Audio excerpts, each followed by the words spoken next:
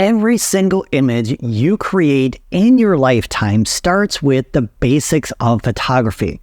Now, to create amazing images, you'll need to master ISO, aperture, and shutter speeds. Let's start with ISO first.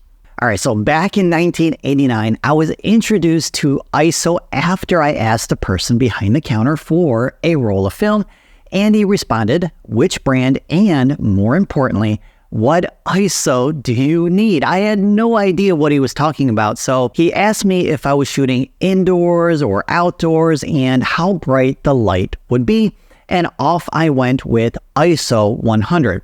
But at the time, I didn't understand how ISO played a role in the quality of my images. So before we get into why I was using ISO 100, let's cover some ISO basics critical to your image's quality. So 99% of the videos you'll watch about ISO say the following: your camera sensor is sensitive to light, and the higher the ISO, the more sensitive your camera sensor is to light. Wrong. In theory, yes, especially in the days of film, when the gelatin on the film was exposed to light, an image was burned into it. But you can't stuff the film back into the canister after it's been exposed and reuse it. However, your digital camera is not sensitive to light and can be reused. Instead, your camera's electronics will amplify the light as you increase the ISO. So if you're shooting in a low light situation, boosting the ISO will make that light brighter. Now that sounds perfect, doesn't it? But there's one major problem when shooting with a higher ISO. Due to the amplification, digital noise is created in the process, and the more noise you have, the softer your image will be. So the quality and size of your camera's sensor also affect how much digital noise is created. So here's an image that was created with my first digital camera from 22 years ago, shot at ISO 800. Now let's compare it to this next image, also shot at ISO 800, created with my Nikon Z8. Now the Z8, due to the bigger and better camera sensor, produces a cleaner, sharper image. All right, so the clerk recommended that I use ISO 100 instead of something higher because the photo shoot I was doing was on a bright, sunny day. And that's what I recommend for you as well if you are shooting in the same situation. However, if shooting in the shade, you might need something higher like 200 or 400 since the light isn't as bright. At sunset, you might need ISO 400 or 800. Then when indoors, the intensity of the light is much less. So you'll need something like 800 or 1600. But those higher ISOs produce more noise. You can avoid this by adjusting the aperture and or shutter speed to add more light. Now, to help you remember all of this, I have a free ISO cheat sheet, and I'll share how to download it in a moment. First, let's review the shutter speed. All right, so the shutter speed can also ensure you have a sharp image, but it also has creative powers that will allow you to either blur or freeze the action based on the speed you choose. So the shutter speed is the time measured in seconds or fractions of a second that your shutter is open. A slow shutter speed like 1/15 of a second, 1 second, or slower like 5 seconds can blur the action. So the result when shooting waterfalls is the soft, milky water effect it creates. If you want to freeze the water or any moving subject, a fast shutter speed will be required. Now the tricky part is knowing which shutter speed to use for your subject. A static subject doesn't require a fast shutter since they're not moving much, but you'll need a faster shutter speed if you're shooting something in motion. Generally, the faster the subject, the faster the shutter speed time is needed to freeze the action.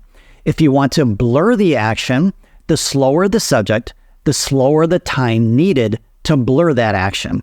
And I have this shutter speed cheat sheet you can download that has more examples.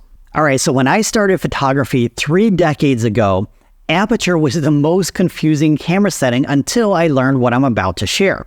So what is an aperture? Well, an aperture is a hole, and you can see this hole in your lens. And as you adjust the aperture ring, if it has one, the blades that create the hole expand or contract to make the hole or the aperture larger or smaller. Now, the size of these holes are referenced with numbers like f2.8, f4, and f5.6 to name a few. Now, this is where it starts getting a little confusing because you may have noticed that the larger openings correspond with a smaller number.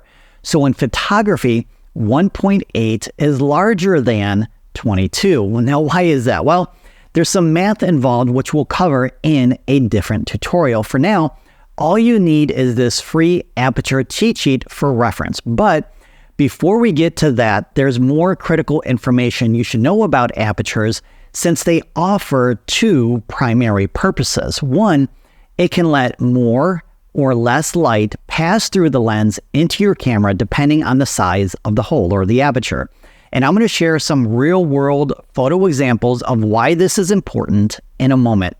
First, let's explore the creative side of your aperture choice. All right, so if you've ever wondered how the pros get the soft, blurry background in their images, it's done by controlling the depth of field. Now, the most well-known way to do this is through your choice of aperture. Now, there's actually 3 more ways to control the depth of field, and I'll save those for another video.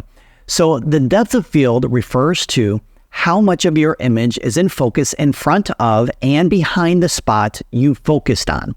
So the smaller the aperture number, the smaller the depth of field. The larger the number, the larger the depth of field. So when using an aperture like f1.4, you have to ensure your focus point is precise to maximize the sharpness of your subject. For example, the eyes are the gateway to the soul, and if you place the focus point on the nose instead of the eye, then due to the shallow depth of field, the eyes will be out of focus. All right, so for this series of images, I placed the focus point on the owl, and as I adjusted the aperture, the depth of field got smaller and the background became blurrier. So to put it all together, let's review 2 real-world examples.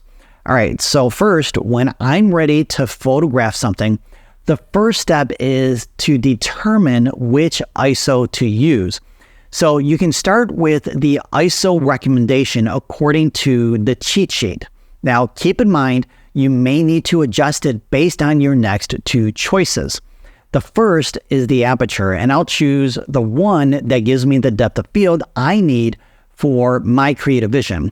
And if I want a blurry background for, let's say, a single portrait, I'll start with a large aperture like 2.8. But if I have multiple people in a shot, I'll go with a smaller aperture like f4 or 5.6 to ensure everyone is in focus. After that, I'll choose the shutter speed that will allow me to blur or freeze the action.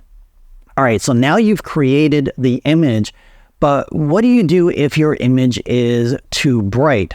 One option is to lower the ISO if it's not at 100 yet. Now remember, the ISO amplifies the light's intensity, and lowering it will reduce the brightness of your image. The other option is to increase the speed of your shutter. So the faster the shutter closes, the less light that reaches your sensor. The third option is to change your aperture to a larger f number, which also reduces the amount of light. Now, what do you do if your image is too dark? Well, it's the opposite of what we just covered.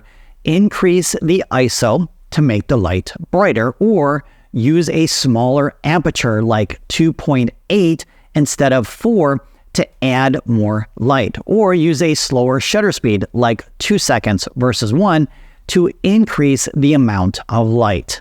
All right, although you learned the foundation for creating good images, you must master the 4 keys to creating amazing images.